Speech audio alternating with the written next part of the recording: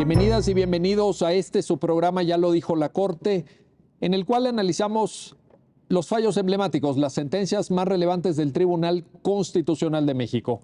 En esta ocasión vamos a platicar con nuestros invitados del Amparo Directo 5/2021, que es una importante sentencia de la Suprema Corte, a partir de la cual vamos a entender un concepto que, pues en el mundo del derecho, en el mundo de la abogacía, de las abogadas, de los abogados, se maneja con mucha frecuencia, pero que quizá no lo tengamos tan claro, y por eso es que la Suprema Corte tuvo que entrar a definirlo, a entender sus alcances y ver la manera en la que se iba a aplicar al caso concreto. Para entender este importante pronunciamiento, le doy la bienvenida al programa al magistrado circuito Juan Jaime González Varas. Juan Jaime, bienvenido nuevamente, ya lo dijo la Corte. Muchas gracias por la invitación, Miguel. Un gusto tenerte aquí.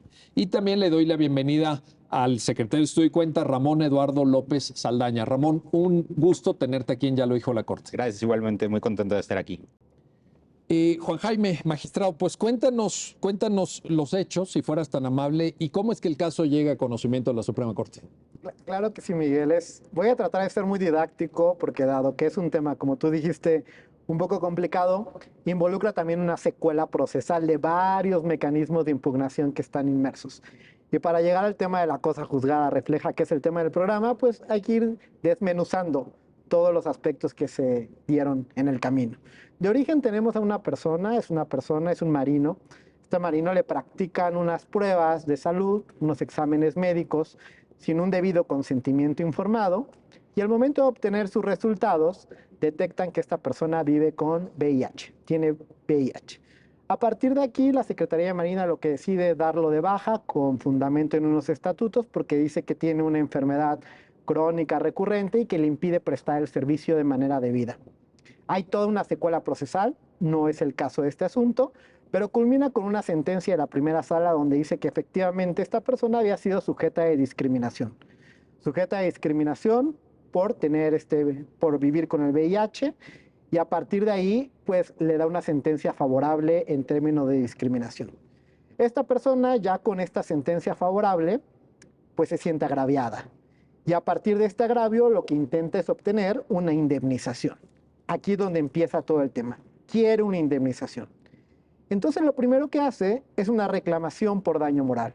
Una reclamación por daño moral a la autoridad por varias circunstancias, porque le practicó unos estudios sin su consentimiento, porque lo estigmatizó por haber vivido con VIH, porque lo separó del cargo y al final de cuentas lo señaló y lo dejó fuera. Inicia una reclamación por daño moral. Esta reclamación por daño moral se le niega y sigue toda una cadena procesal. Se va a un juicio de nulidad. En el juicio de nulidad, el Tribunal Administrativo determina que efectivamente sí tiene derecho a una indemnización por estos casos y lo condena al pago de una indemnización respectiva justamente por haberlo sometido a un proceso de discriminación. Hasta aquí la persona va ganando porque tiene derecho a una indemnización, y a la parte que le inconforma, que es la autoridad, que es la Secretaría de Marina, se va a un recurso un poquito análogo al amparo que los abogados y abogadas conocerán, que es la revisión fiscal ante un tribunal colegiado. En esta revisión fiscal, cuando el tribunal colegiado la analiza, la declara fundada, es decir, le da la razón a la autoridad y deja, digamos, sin efecto la indemnización a la que ya tenía derecho esta persona por responsabilidad patrimonial del Estado. El argumento fundamental ahí fue que en realidad, al momento de los hechos, que fue por ahí de 2002, todavía no había un régimen patrimonial del Estado sólido que le permitiera exigir este tipo de responsabilidad, y de alguna forma voltea esta indemnización a la que ya tenía derecho la persona. No era la norma vigente. Sigue su camino, se va a un amparo directo que le desecha la Corte, pero lo que quiero dejar claro hasta aquí es que él tuvo una sentencia condenatoria por discriminación, intentó una indemnización, iba ganando y el tribunal colegiado se la volteó. Hasta aquí esto es muy importante, porque es lo que origina todo. Cuando el tribunal colegiado le voltea la indemnización a la que tenía derecho, esta persona dice, entonces me voy a ir contra los magistrados. Me voy a ir contra los magistrados por un concepto que también es complicado, que se llama error judicial. Les intenta imputar el pago de la indemnización a los propios magistrados porque dice palabras más, palabras menos, la sentencia que dictó en la revisión fiscal estuvo mal. Y como estuvo mal la sentencia que dictaron, entonces como nadie me pagó, ahora me pagan ellos. Esta es como la base. Justamente a partir de este concepto de error judicial que intenta imputar directamente a las personas magistradas que fallaron la sentencia en el tribunal colegiado, empieza y habilita dos vías distintas. Aquí abre dos vías distintas. La primera es que presenta un juicio ordinario civil federal. Esto lo presenta ante un juez de distrito que conoce de juicios federales en primera instancia, donde le imputa a estos magistrados el daño moral. Y esa es una primera causa, el daño moral imputado a través del juicio ordinario civil federal. Ese juicio ordinario civil sigue su cauce, se va a apelación y se va a un amparo, que es precisamente el que atrajimos en esta sentencia. Ahorita voy a hablar de esta sentencia, pero paralelamente a este juicio, a esta indemnización que intentó obtener a través del juicio ordinario civil federal, no se quedó ahí, sino que reclamó la responsabilidad patrimonial del Estado por error judicial directamente al Consejo de la Judicatura Federal. Entonces tenemos una sentencia que le fue desfavorable a nivel de tribunal colegiado, dictada por 3 magistrados de circuito, a quienes pretendía le pagar una indemnización. Por una parte se fue por el juicio ordinario civil federal, pero al mismo tiempo, y esto es muy importante decirlo, al mismo tiempo, no fue que hizo una cosa y luego hizo otra, al mismo tiempo demandó el juicio ordinario civil federal y al mismo tiempo demandó al Consejo por responsabilidad patrimonial del Estado. Ahora, por circunstancias, sabemos cuando demandas dos cosas por dos vías que pueden ser viables en alguna medida, alguno tendrá que resolverse antes que otro. En este caso, el que se resolvió antes fue la demanda que presentó ante el Consejo.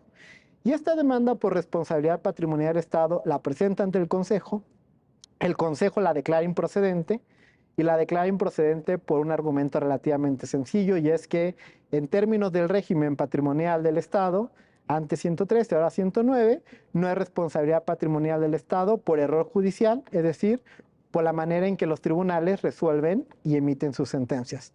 Lo declara improcedente y en contra de eso promueve un juicio contencioso administrativo. Ojo, no perdamos de vista que aquí el demandado es el Consejo. Entonces no pensemos que este juicio contencioso administrativo lo iba a resolver un tribunal contencioso administrativo. Hay un artículo específico en la Ley Orgánica del Poder Judicial de la Federación, es el artículo 11, fracción 20, y ese habla como de un cajón desastre, y lo que hace es resolver los problemas y los conflictos que se suscitan entre la Corte, el Consejo y los particulares. En ese cajón desastre se le dio la forma de juicio contencioso administrativo, pero finalmente ese juicio lo resuelve la Corte, pero digamos que es una especie de contencioso. Entonces, lo que está resolviendo en ese momento la Corte es si la declaratoria de improcedencia del Consejo fue debida o no. Entra al estudio de la Corte y lo desecha. Lo desecha bajo un argumento muy similar, que es precisamente esto, y dice no puede existir indemnización por responsabilidad patrimonial del Estado por un error judicial. Y en contra de esto, presenta un recurso de reclamación al recurrente. Entonces, no perdamos otra vez nuestras dos vías. Por acá tenemos el juicio ordinario civil federal, ya lo veremos, pero el que se resuelve primero es este reclamo que se le hace al Consejo a través de responsabilidad patrimonial. Y este recurso de reclamación es el quid, porque lo resuelve la segunda sala. ¿Cuál es la materia de este recurso de reclamación? Ver si el desechamiento que hizo la Corte sobre este juicio de nulidad en términos de la ley orgánica, por no existir un marco normativo de responsabilidad patrimonial por error judicial, fue correcto o no. Cuando resuelve el recurso de reclamación la segunda sala, la primera respuesta es sí, sí fue correcto.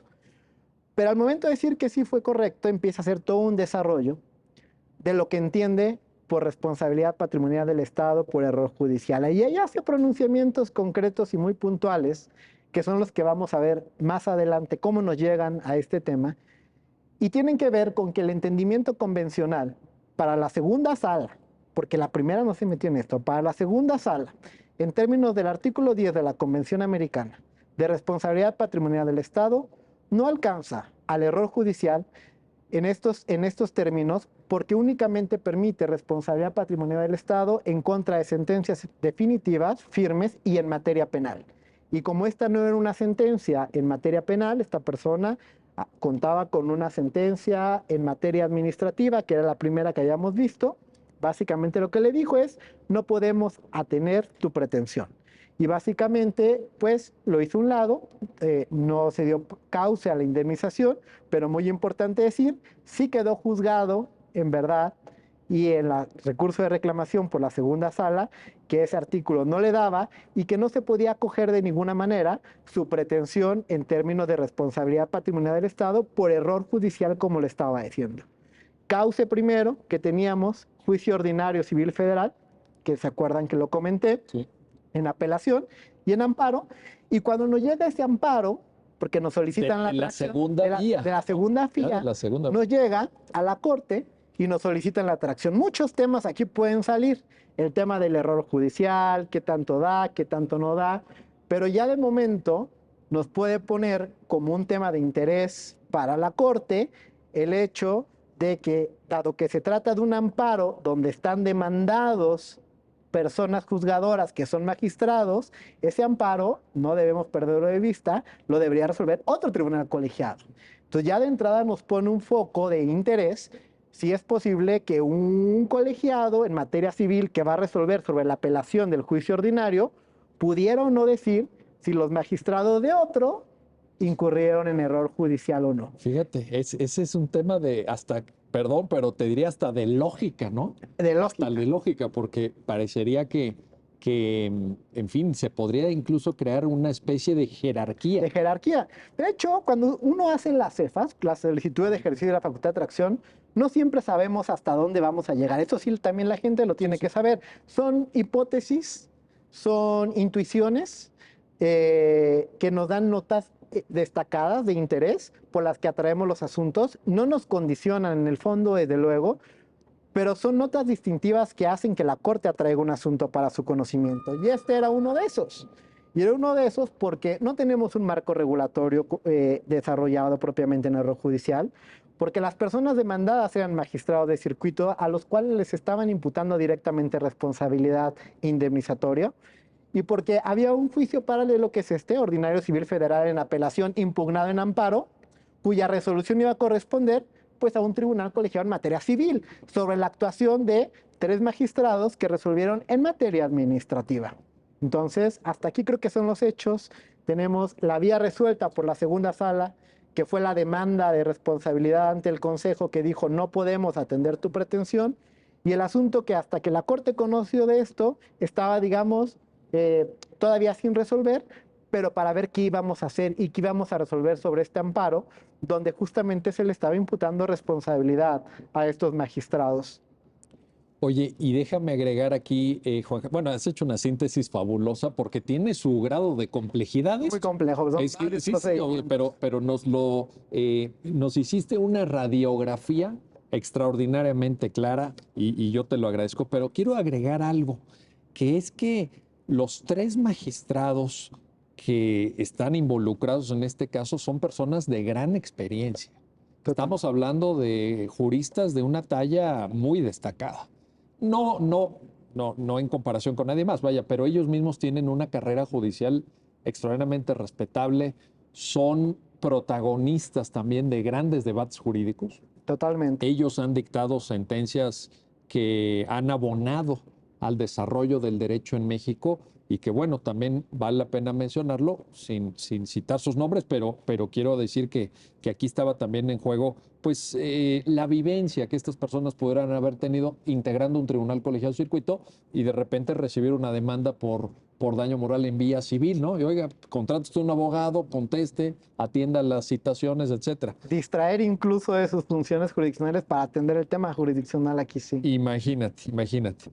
Bueno, gracias Juan Jaime por esta síntesis. Ramón Eduardo López Saldaña, vamos contigo. La clave de la argumentación de las sentencias, este concepto que decíamos al principio, cosa juzgada, que yo creo que lo hemos escuchado pues desde que entramos en la carrera, ¿no? Es algo como muy común, casi como pacta sunt servanda, como, no sé, el derecho subjetivo, etcétera.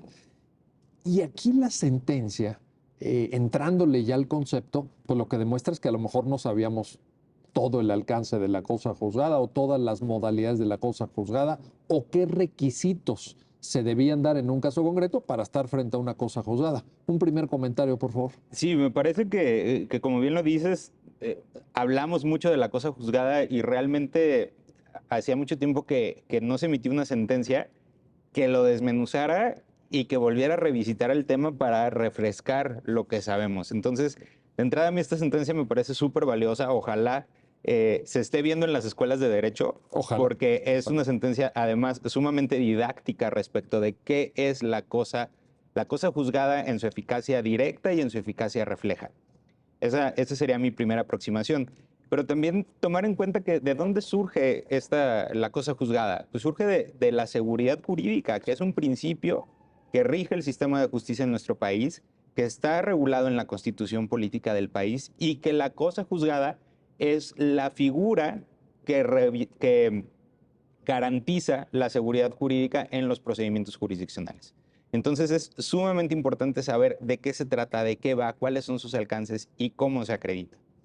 Aquí, como bien lo dijo el magistrado, lo que tenemos es que la sala determinó negar el amparo a la persona quejosa, porque dijo, a ver, ¿sabes qué? Lo que tú estás reclamando ya lo había reclamado en otra vía y aquí se acredita una cosa juzgada, no en su efecto directo, sino en su efecto reflejo. Y aquí es de lo que voy a platicar. ¿Qué es lo que dice la sentencia y qué es lo que identifica? Primero, esto que te digo, ¿no? La cosa juzgada es una figura que garantiza la seguridad jurídica. Y tenemos dos tipos de cosa juzgada. La cosa juzgada en su directa y la cosa juzgada refleja. ¿Cuándo estamos frente a una cosa juzgada directa? Cuando hay una identidad entre el juicio que tenemos y otro diverso en tres aspectos: identidad en la cosa o el objeto de litigio, identidad en las causas e identidad en las personas con la misma calidad con la que participaron en ambos juicios. Si se acreditan estos elementos, es como un checklist. Tenemos dos juicios frente a nosotros. Vamos a revisar, ¿hay identidad en el objeto de litigio? ¿Están reclamando exactamente lo mismo? ¿Se está peleando lo mismo? ¿Sí o no? ¿Hay identidad en las causas? ¿Sí o no? ¿Hay identidad en las personas que están viniendo con la misma calidad? ¿Sí o no? Pero un punto fino es, ¿qué pasa si se acreditan dos de esos tres elementos? Podemos decir que puede haber dos litigios que no hay identidad en el objeto de litigio, pero sí hay identidad en las causas y sí hay identidad en la calidad de las personas. Pero lo decidido en ese juicio, en el juicio anterior, invariablemente impacta y resuelve el punto litigioso que tenemos en el segundo litigio. Y ese es el elemento que acredita la cosa juzgada en su efecto reflejo. Pero todas estas dos figuras nos llevan a proteger y a garantizar la seguridad jurídica, pero sobre todo a brindar confianza en el sistema jurídico, que lo decidido en un juicio no se pueda caer o no se pueda hacer inválido por lo decidido en otro y que se tengan sentencias contradictorias. Ese es el punto. A ver, Juan Jaime, déjame regresar aquí porque igual que cosa juzgada es un concepto que afortunadamente ahorita ya tenemos la guía, ya tenemos el faro de esta sentencia, pero te pongo otro tema: seguridad jurídica. Sí, total. También lo usamos en el gremio, en la abogacía, pues con una cierta laxitud. Y la sentencia me parece muy pedagógica, lo describía muy bien Ramón, en el sentido de advertir, a ver, aquí queremos entender cosa juzgada para favorecer ese gran valor de la seguridad jurídica, sobre todo para evitar sentencias contradictorias. Pero además también, Juan Jaime, te pongo en consideración esto, pues también para que haya una dimensión temporal de cómo se va cerrando la etapa de hacer valer tus derechos ante un tribunal. Porque fíjate, en la narrativa que tú decías al principio, al final, ¿cuántas veces llega a la corte esta persona? 3, ¿no? 3. Al final llega, o sea, ya para que una persona en México pueda llegar a la Suprema Corte no está fácil, ¿no? Del 1.400.000 asuntos que recibe cada año el Poder Judicial Federal, la Corte dicta 6.000 sentencias, ¿no? Esta persona no solamente llegó 3 veces. Uno pensaría, oye, por seguridad jurídica, pues debe haber un cierre de temporalidad, una dimensión en donde el tiempo en el que se resuelve un asunto lo fije, lo congele, por decirlo así. Un comentario. Sí, yo creo que la seguridad jurídica tiene muchas manifestaciones. en términos de temporalidad, por ejemplo, ¿no? Por ejemplo, tenemos prescripción, tenemos caducidad, tenemos otras figuras relacionadas que también nos ayudan. Particularmente tratándose de cosa juzgada, cuando hablamos de seguridad jurídica, a mí me gusta verlo como un principio de orden. No lo dice la sentencia, por cierto, Sí. pero es un principio de orden de litigio, que también tiene que ver con acceso a la justicia. No solo por la manera en que una persona va cerrando sus propias etapas, sino incluso las oportunidades que tiene para hacer valer sus pretensiones ante tribunales. La cosa juzgada directa que ya expuso Ramón, yo diría, pues en términos muy sencillos, que es a lo mejor la cosa juzgada obvia. ¿Y por qué digo que es la cosa juzgada obvia? Porque, por ejemplo, podemos pensar en términos de amparo contra leyes, pues que si una persona ya hizo valer la inconstitucionalidad de una norma ante un juez de distrito y ese juez de distrito ya le dijo que esa norma es constitucional, pues salvo algunas excepciones que no vamos a pormenorizar ahora, con a lo mejor frente al acto de aplicación específico, ya lo que se le dijo de esa norma, ya se le dijo, con independencia incluso de que varíen los argumentos. Si es la misma persona que está haciendo valer la inconstitucionalidad de una norma frente a un juez, eso ya se le dijo. Y entonces la cosa juzgada obvia es, por ejemplo, no puede ir esta persona 2 años después, o es más, presenta un amparo frente a un juez y ese juez ya le dijo y luego va y va frente a otro juez alegando la inconstitucionalidad de la misma norma a ver si a lo mejor en su entender le toca a un juez que le convenga. Entonces es la cosa juzgada obvia porque es la misma persona que está alegando a la inconstitucionalidad de una norma. Entonces es un principio de orden, es un principio también de mejores prácticas y de reflexión, porque las personas que acuden a la justicia, pues claro, es parte de que hagan valer todo lo que quieren hacer valer, pero también las dos partes tienen que optimizar que los recursos estén puestos de la mejor manera posible para que la justicia sea implementada. Esto implica que esa persona, cuando ya sabe que tiene una afectación por la norma, pues tiene que soltar todo ante el juez. No puede andar jugando una y otra vez. Entonces, lo que ya se le dijo frente a una norma es cosa juzgada y es una cosa juzgada directa, porque es la misma persona frente a la misma norma, frente a la misma autoridad, aunque variemos el juez, pero que está haciendo valer la inconstitucionalidad. Es como si buscaras una segunda oportunidad, pero respecto de exactamente lo mismo. Es una segunda oportunidad respecto de exactamente lo mismo. Incluso, ya tiene muchos años, pero alguna vez fue motivo incluso de discusión en la segunda sala, en materia de telecomunicaciones, por cierto. Si la cosa juzgada alcanzaba una negativa sobre la constitucionalidad de una norma, la misma norma, cuando la misma parte quejosa, la misma empresa, estaba haciendo valer la inconstitucionalidad de la misma norma con un argumento sutilmente distinto.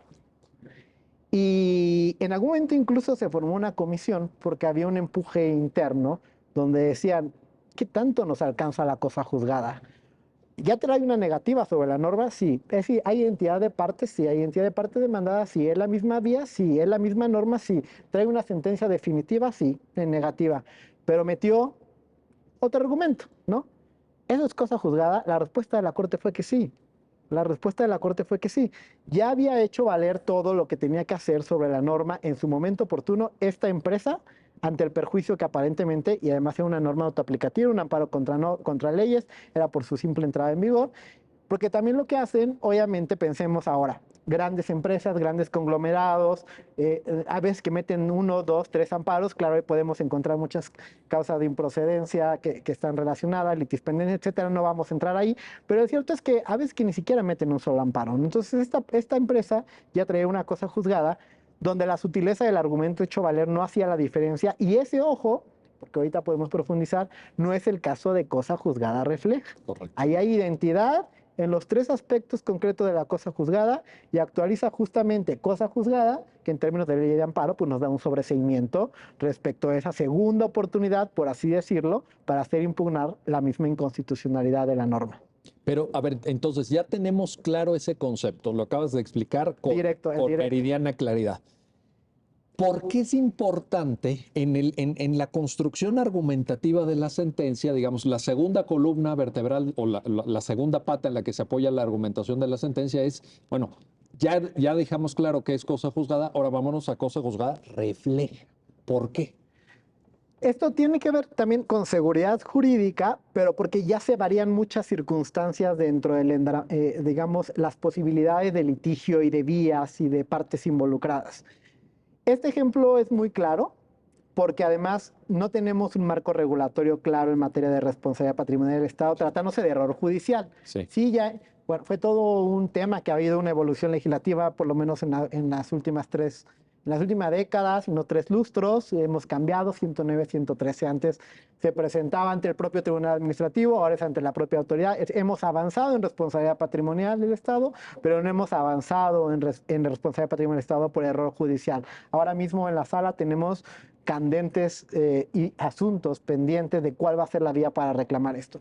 Cuando las vías no son tan claras, es una vertiente posible, o cuando hay más vías posibles, que también es una vertiente posible. Por ejemplo, lo hemos visto en muchos tipos de reclamo indemnizatorio. Claro, Por ejemplo, hay muchas posibilidades de reclamar indemnizaciones, lo hemos visto en asunto de primera sala, por ejemplo, en asuntos de propia imagen, ¿no? Lo está reclamando como un asunto de daño moral o lo estás reclamando como una indemnizatoria que deriva de la ley de derecho de autor por el uso de tu imagen. Ambas vías son posibles. Sí. Y a lo mejor la pretensión puede ser la misma. Entonces, dentro del endramaje jurídico, donde tenemos muchas posibilidades de litigio y donde también hay libertad para las partes para optar, puede ser que la misma pretensión se deduzca a través de distintas vías. Pero lo que no podemos permitir, por seguridad jurídica, es que esta pretensión resulte contradictoria ante los tribunales, porque entonces sí nos va a quedar un estado de inseguridad jurídica, donde además lo que nos va a dejar entrever es que hay una interna contradicción que no podría ser, ¿no? O que a lo mejor alguna de las dos estaba mal. Entonces lo que hay que buscar es la unidad en las resoluciones jurisdiccionales a través de las vías intentadas. Esto también es un principio de orden y un principio de seguridad jurídica. De manera que si bien hay libertad para que las partes puedan acudir, pues en algún momento la pretensión debe verse agotada. ¿Con cuál? Pues con la que resuelva primero, con la que mejor le parezca, con la que más impulse, con la que abandone. Pasa mucho también, por ejemplo, que al inicio las partes litigiosas pueden decir, yo voy con todo, y es su derecho. ¿Por qué? Yo siempre lo he dicho, a diferencia de la parte jurisdiccional donde el juez recibe y tenemos que concentrarnos en dar la mejor respuesta posible conforme a derecho, la parte del litigante, yo siempre he dicho que es muy emocionante porque es la carta Santa Claus. Nadie los tiene por qué limitar, ¿no? Y entonces es muy posible que emitan y es muy su derecho y todo. Pero en algún momento esto debe parar, debe terminar con una resolución sobre la pretensión iniciada. Y la seguridad jurídica que se busca en este caso es que la pretensión en algún momento se va a ver agotada. O sea, va a tener una resolución firme, eso es importante, la firmeza, porque bueno, no se agota con un solo juicio, hay mecanismos de impugnación y todo, pero cuando una resolución es firme, Cuando llega al final. cuando llega al final de la vía, pues sí. la pretensión está agotada. Sí. Y cuando una pretensión firme y agotada, las otras deberían seguir el mismo cauce de la pretensión firme y agotada, porque de lo contrario... ¿El mismo cauce quiere decir llegar a conclusiones parecidas? O que el sentido que el sentido sea el respeto a la decisión firme, justamente. Llegar por lo menos a la misma sustancia materialmente dicha, porque como son vías distintas, pues puede ser que a lo mejor el sentido indemnizatorio o pueda tener sus matices, pero digamos que la pretensión agotada debe llegar al mismo sentido. ¿Sabes por qué te lo pregunto? Porque yo creo que sí hace falta, tal vez en el derecho mexicano, analizar este tema de concurrencia sobre un objeto de reclamación, por ejemplo, buscando una indemnización de varias vías. ¿Recuerdas seguramente, Juan Jaime, que la primera sala se pronunció sobre la posibilidad de tramitar un procedimiento civil de responsabilidad a pesar de que en un procedimiento penal, claro, por hecho señalado por la ley como delito, se hubiera llegado a un acuerdo reparatorio, donde se supone que las partes dan por satisfecha su pretensión? Pero la sala civil dice, la primera sala, perdón, dice, bueno, tenemos la vía penal y en aras a satisfacer el derecho humano a una reparación integral del daño, si esta persona piensa que para esa satisfacción al 100% todavía le falta porque no se alcanzó en la vía penal, vámonos por la vía civil. Excelente ejemplo. Y fíjate cómo concurre, ¿no? Excelente ejemplo. Y hay otros asuntos. Por ejemplo, en la segunda sala, hace aproximadamente unos 4 años, También hubo una concurrencia indemnizatoria, por ejemplo, de lo que podías percibir por negligencia médica en responsabilidad patrimonial del Estado frente al monto indemnizatorio que tú puedes tramitar por una queja médica, que es un procedimiento administrativo llevado ante el IMSS. Fíjate. Son concurrencias indemnizatorias. ¿Qué es lo que te implica la cosa juzgada refleja? Que las premisas firmes no puedan generar, no significa que no pueda haber concurrencia, y por eso me encanta tu ejemplo, ¿eh? Yo No creo que significa es- que no pueda haber concurrencia, significa que hay cosas juzgadas en verdad que ya no pueden ser derrotadas. Si esas cosas juzgadas que ya no pueden ser derrotadas no trastocan la concurrencia subsiste. En este ejemplo que dábamos, por ejemplo, o el que das tú, o el que comento yo entre indemnización por queja médica o indemnización por responsabilidad patrimonial del Estado, por ejemplo, lo que se dijo es, ya te pagaron una parte por queja médica, pero no te pagaron todos los rubros a los que tienes derecho por justa indemnización. ese argumento es buenísimo. Entonces, lo Ese que es un vamos a gran hacer argumento. es una subsunción. Claro. Le vas a restar a lo que ya te pagaron lo que te deben. Pero eso es perfectamente Pero vas válido en el buscando la derecho. diferencia, Vas pues, buscando la lo que diferencia. falta, pues. Vas buscando lo que Sí, falta. sí, muy bien. En este caso me acuerdo muy bien, Sí. porque aparte fue una sentencia que se falló por un 10 de mayo, no me acuerdo si es 2015, me acuerdo mucho de la fecha.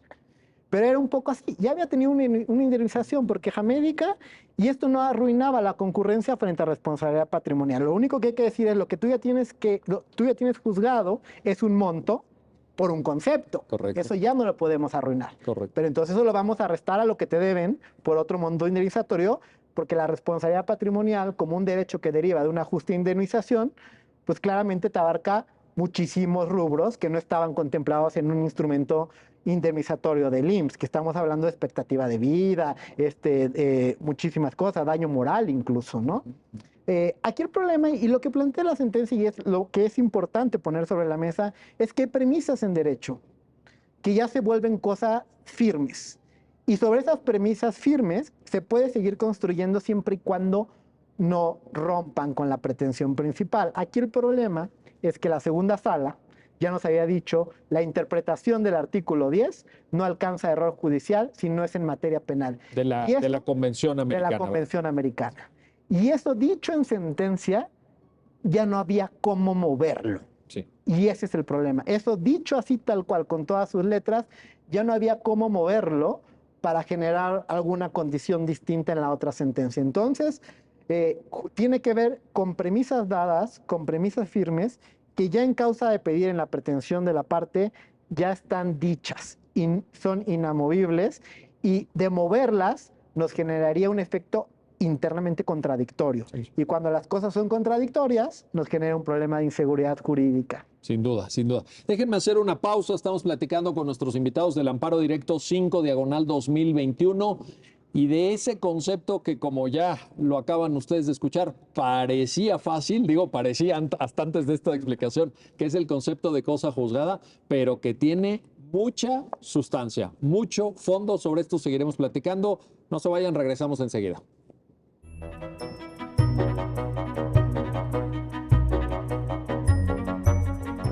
Ya estamos de vuelta, ya estamos de regreso en su programa, ya lo dijo la Corte. Estamos platicando del Amparo Directo 5/2021 con nuestros invitados y quiero regresar contigo, Ramón Eduardo López Saldaña, porque Juan Jaime decía algo muy importante. Está en el fondo, en el contexto, inevitablemente, de la sentencia. Y creo que es un gran pendiente de reflexión, el error judicial. Citaba Juan Jaime ese artículo 10 de la Convención Americana sobre Derechos Humanos, el Pacto San José, y ahí tenemos una lectura acotada en cuanto a que el error judicial es por sentencias de carácter condenatorio en materia penal y que tengan firmeza. Pero ¿no te parece, y aquí viene la pregunta, Ramón, que todavía tenemos ventanas de reflexión no exploradas? Tenemos vías de oportunidad para entrar más a fondo al tema del error judicial, porque si estamos configurando una responsabilidad patrimonial del Estado, que también, por cierto, eso lo apunto coyunturalmente, nos hace falta responsabilidad legislativa. En otros países ya yo creo que le estás dando al punto. Hace falta esa responsabilidad legislativa. Hace falta, no lo hemos visto, pero partiendo del concepto de error judicial, Ramón, ¿Le ves ahí un área de oportunidad o no? ¿O nos quedamos con lo que el artículo 10 señala? Yo creo que, a ver, si vemos cuál es el propósito del artículo 10 y la protección del error judicial, y lo que se busca proteger a través del error judicial es un valor de suma importancia y que es la libertad de las personas. A partir de ahí es donde los juzgadores, especialmente en materia penal, tienen una obligación especial de qué es lo que están estudiando, qué es lo que están resolviendo y que resuelvan solo conforme a derecho. Entonces, si vemos esa cuestión, me parece justificado que esté limitado al derecho penal, porque es lo que están protegiendo. Entiendo perfectamente que nos puede generar suspicacias, que nos puede generar áreas de oportunidad, pero también como lo decía el magistrado, a ver, está el artículo 10 de la Convención y el legislador nos ha hecho cargo de desarrollar esa obligación que tiene el Estado mexicano frente a la Convención. O sea, ni siquiera eso. No tenemos un marco regulatorio. Para empezar, entonces. Y aquí también, y esto es sumamente importante, ¿por qué? Porque los juzgadores también deben sentirse en libertad de resolver conforme a su leal y saber entender. Sí, sí. Y si te van a establecer una responsabilidad frente a lo que tú estés resolviendo, tiene que estar delimitado claramente, taxativo, en reserva de ley, para efecto de que sepan realmente cuáles son las cuestiones por las cuales se les pudiera imputar. Decir, ok, tienes libertad para resolver. Tú resuelve el caso conforme a tu leal y saber entender, conforme a las constancias, conforme al derecho, conforme a la jurisprudencia. Pero ojo, tienes que estar presente y tener presente estas cuestiones que te pueden llevar a generar un problema y que te van a generar una responsabilidad frente al justiciable. Oye, nada más ahí, estamos hablando de responsabilidad patrimonial por error judicial, Por porque error también judicial. ahí había una demanda de daño moral por vía civil. Por vía civil. En donde, fíjate, esta persona estaba buscando que ellos en lo individual respondieran con su propio patrimonio. Y justamente es algo que incide en la independencia judicial. No, ahí sí. Y Ahí sí. ¿qué es lo que te Es dice un el tema. principio de independencia judicial? Que resuelvas conforme a lo que es y no conforme a influencias extrañas al derecho. Y eso también es sumamente delicado. Por eso, desde mi punto de vista, ahorita y conforme al desarrollo jurisprudencial, que nos quedemos en materia penal, a mí me parece correcto. Ahora, pero verías ahí que todavía en ese punto concreto que planteas, hay cosas que el Estado mexicano tiene que hacer Por supuesto. y que no ha hecho. Y si lo van a hacer, que lo hagan. Y que se Pues- discuta, y que se legisle, y que se platique, y que se desarrolle, y Es que se que le ese ya piense. sería un gran paso, Ramón. ¿Estás de acuerdo o Por no? supuesto, porque le va a dar seguridad tanto a los juzgadores como también le va a dar seguridad a los justiciables frente a qué le pueden exigir a sus juzgadores y la calidad de la impartición de justicia. Hijo, estás tocando un tema medular. Que Juan ahora Jaime, aprovecho el por comercial, favor. te interrumpí, como siempre. No, pero por favor, claro que sí. Pero es que está muy interesante y Sí. quiero aprovechar el comercial, porque va a ser tu próximo programa, yo Eso, creo. ojalá. Tenemos listado en la sala, y llevamos por lo menos 3 sesiones donde no nos hemos puesto de acuerdo. Amparo directo 35-2022. 35-2022 la trajimos en la CEFA 421-2022. Y a la fecha seguimos discutiendo qué forma le vamos a dar al error judicial y cuál es la vía para reclamarlo. O sea, traes fresco el tema, Juan Jaime. Y no se ha podido resolver, no se ha podido resolver, esto sí es apreciación absolutamente personal, por una falta de habilitación legislativa. Es decir, hay opiniones encontradas, o por mucho que le podamos dar a lo mejor un alcance extensivo al artículo 10 de la Convención Americana, en términos del artículo 1 de la Constitución, en relación con el 109 de la Constitución Política del país, al final surgen tantas preguntas que no las podemos poner en sentencia al grado de casi habilitar una vía que no sabemos cuál es. Pero ahí es donde cobra mucho sentido el comentario de Ramón. Totalmente.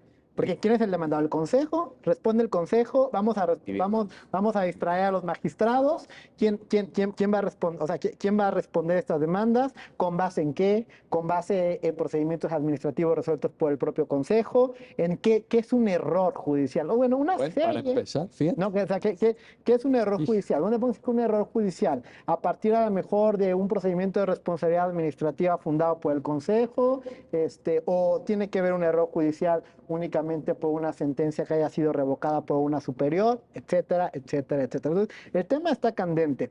Y cuando se resuelva pues lo tendrás en un próximo programa. Ojalá, porque pero y estoy los totalmente de acuerdo. invitamos para esta discusión. Ahora, pero fíjate, al final del día, lo que estamos planteando también, Juan Jaime, y es importante el ejemplo que nos pones, es la necesidad de configurar un Estado que acepte que en la impartición de justicia la gente se puede equivocar, que puede haber cuestiones, decía Ramón, bueno, conforme a su leal saber y entender. Sí, conforme a ese leal saber y entender, también puede haber errores. Claro. No estamos hablando de corrupción, no estamos hablando de prevaricato, estamos hablando de criterios. Incluso en esta mesa puede haber criterios diferentes sobre un mismo tema. Claro. Puede haber una votación dividida en un tribunal colegiado. Claro, te pongo otro ejemplo, por ejemplo. Tú sabes que las sentencias en materia penal tienen un plazo de 8 años para apelarse en amparo directo, Sí. ¿no? Antes además ni siquiera había plazo, ahora tenemos un plazo de 8 años. ¿Sabemos cuánto pueden cambiar los criterios penales en 8 Claro. años? Qué buen ejemplo. Imaginemos una Qué buen sentencia que ejemplo. se dictó hace 8 años. No, ¿Y cómo ha sido la evolución jurisprudencial en materia penal por la primera sala en este año? Impresionante. ¿Pensaríamos Impresionante. entonces que la sentencia dictada por el juez de la causa fue incorrecta porque no observó los criterios que salieron ayer? Claro. No. Él dictó una sentencia a su mejor saber entender cuando los criterios penales tenían otra concepción y la evolución jurisprudencial al final de cuentas ha ido entendiendo, ha ido transitando, ha ido incorporando criterios internacionales y esto no significa que esa sentencia haya tenido un error. Sí. Significa que hemos tenido una evolución, una manera distinta de entender el derecho y una manera distinta de dar solución a una problemática pues que era la misma pero que no es en el mismo tiempo. Oye, pero asumes que la forma de resolver o de interpretar un tema, la más reciente, diríamos que es, tienes que partir de la idea que es la más válida. Que la más válida, sí. Entonces, también para la persona que recibe ese criterio dice, oye, pues si ahora se dieron cuenta que esta es la forma correcta y dejaron atrás un criterio que hace 8 años o hace 7 años o hace 5 años tenían, pues yo qué quiero, pues yo quiero que me apliquen este criterio. O sea, Ramón. Y por ejemplo, aquí lo que dice Juan Jaime es sumamente importante porque eso a mí me tocó vivirlo cuando yo empecé en un juzgado de distrito como meritorio y como oficial en materia penal. Y en muchas ocasiones nos tocó recibir detenidos torturados. Estoy hablando del 2008-2009. En ese ¿Por entonces... qué dice la fecha? Porque ya no hay. No, porque Dice ya no hay. a partir de... Ya cuando yo estaba en un tribunal colegiado en materia penal, cae toda la doctrina respecto de tortura. Porque en el 2008-2009 no había doctrina respecto de tortura. Fíjate. La doctrina llegó después. Sí. Entonces, ya en el tribunal colegiado, aplicando y analizando los casos conforme a la doctrina más reciente, muchos compañeros eran, es que el juez omitió analizar, omitió darle trámite a la denuncia de tortura conforme a los criterios de la Suprema Corte. Pero que en ese momento... Pero yo me decía, a ver, es que no Fíjate. no omitió porque no existía esa doctrina, no había un camino por seguir. Claro. Y no hay un dolo, no hay un... Sí, sí, sí. Dejemos el dolo de lado. Ni siquiera hay un error por parte, Ni siquiera una falta de observancia. actualización. Exacto, no existía. Y hablar Impresionante. y la palabra que utilizábamos debía de matizarse muchísimo. Porque no es que el juez hubiera omitido. Omites algo Totalmente. que sabes que existe y no está. Voy a poner 2 ejemplos más Sí, relacionados ¿qué con cosa? eso. La procedencia del ADR Ujú. está sujeta a la existencia de un interés excepcional. En términos de los acuerdos de la Corte, muchas veces hemos dicho que un interés excepcional se acredita cuando el tribunal colegiado desconoce un criterio de la Suprema Corte de Justicia. Fíjate. Ojo, pasa mucho que un tribunal colegiado falla, luego la Corte falla y luego entra el ADR. Hay que tener mucho cuidado con el fraseo que se hace para darle la entrada a ese ADR, porque en realidad los tribunales colegiados no desconocieron, ese criterio no existía. Y sí le entramos a estudiarlo, pero dices, por causas no imputables al tribunal colegiado, porque este criterio fue posterior. Pero es un ejemplo muy claro de cómo el tribunal colegiado falla, se resuelve en la Corte y en ese ínter entra un ADR y el supuesto interés excepcional para la procedencia del ADR se cumple, pero no fue propiamente por un dolo, como dice Claro, Ramón, sí. o una omisión, El acuerdo usa la palabra desconocimiento, pues en estricto sentido sí se desconoció, pero en realidad es que el criterio de la Corte vino Pues después. estabas de eso. desconociendo algo que no existía en ese Exactamente. momento. Y otro ejemplo también, antes de la existencia del precedente único obligatorio, donde ahora la De la Corte, tesis aislada. cuando la Corte, pues con un criterio nuevo puede sustituir su jurisprudencia, es decir, genera una nueva criterio obligatorio. Antes había una figura que recordarán muy bien abogados y abogadas, la sustitución de jurisprudencia. Ah, ¿cómo no? Sí, claro. La sustitución de jurisprudencia funcionaba como, había un criterio obligatorio, el tribunal colegiado, aún advirtiendo que no le gustaba la jurisprudencia, no la podía desaplicar. Tenía que aplicarla y denunciar. Sí. Entonces, hay un procedimiento que decía, yo aplico porque me es obligatorio y denuncio porque creo que es incorrecta para que la Corte inicie un procedimiento de sustitución. Pues son ejemplos donde los criterios van variando y alguien podría decir, pues está en un error. Pues no, está incluso fíjate, sujetándose. pero ahí me parece que es extraordinariamente importante la reflexión que tú mismo proponías, Juan Jaime, de, pues ni siquiera está claro qué es error judicial. Es que es. Híjole, Y es que, pero por ejemplo, fíjate nada más esto. esto del desconocimiento de la jurisprudencia, también se tiene mucho cuidado en la sala porque el resolver contra un criterio establecido por la Suprema Corte es una causa de responsabilidad administrativa Sí. frente al Consejo de la Judicatura. Sí, y ya algún ejemplo por ahí tuvimos preocupante. Entonces, este punto es bien importante. Están llegando ahorita muchos en materia penal. Había muchas dudas respecto de la sentencia de segunda instancia. ¿Se tiene que dictar forzosamente de manera oral? ¿O se puede dictar de manera oral? ¿O se puede dictar de manera escrita? Correcto. El país estaba dividido. Había unos tribunales colegiados que estaban concediendo el amparo porque consideraban que se tenía que dictar forzosamente de manera oral. Y otros decían, se dictó de manera escrita, no hay problema. La Corte resuelve y dice, puede ser de manera oral y puede ser de manera escrita. Están llegando ahorita amparos directos en revisión en los que los quejosos alegan, todavía bajo un entendimiento de no actualizado a la luz de la jurisprudencia, que se vulneró su derecho al debido proceso. ¿Por qué? Porque se le dictó su sentencia de segunda instancia de manera escrita cuando debe de haber sido de manera oral. Y aquí lo que establecemos, o sentido inverso también, tenemos de los dos lados. Y lo que establecemos es, bueno, a ver, esto se acaba de resolver hace 2-3 meses. Claro. Entonces, no es que el tribunal colegiado haya inobservado el criterio de la Suprema Corte. Simplemente ese criterio no existía y ahorita ya está y ponemos orden y que se resuelva conforme a este momento. Pero precisamente, ¿qué es el error y hasta dónde nos va a poder llegar? El desconocimiento de una jurisprudencia solo te va a llevar al error. Nos metemos en un problemón en asuntos como este o en supuestos como este. Y otros ejemplos que podríamos poner. Juan Jaime, cuéntenos, nos contaste al inicio del programa cómo el caso surge, esta complejidad procesal que sistematizaste de una manera espectacular, pero cuéntanos el final. ¿Cómo termina entonces? ¿Qué le dice la Corte a esta persona ya en su tercera visita? Es su tercera visita. Al final la Corte, pues, claramente es un amparo directo que trajimos, entonces conceptos de violación, pues pueden imaginar todos los que tienen que ver con el pago de su indemnización. Es decir, insiste en que se le pague, que hubo error judicial, etc. Pero la Corte encontró de manera oficiosa una inoperancia y esta inoperancia justamente se construyó a partir del concepto que ahora tenemos de cosa juzgada refleja. Lo que se le dijo a esta persona es, tú ya intentaste por una vía, incluso ante la misma Corte, aunque otra sala distinta, obtener esta indemnización por los mismos hechos.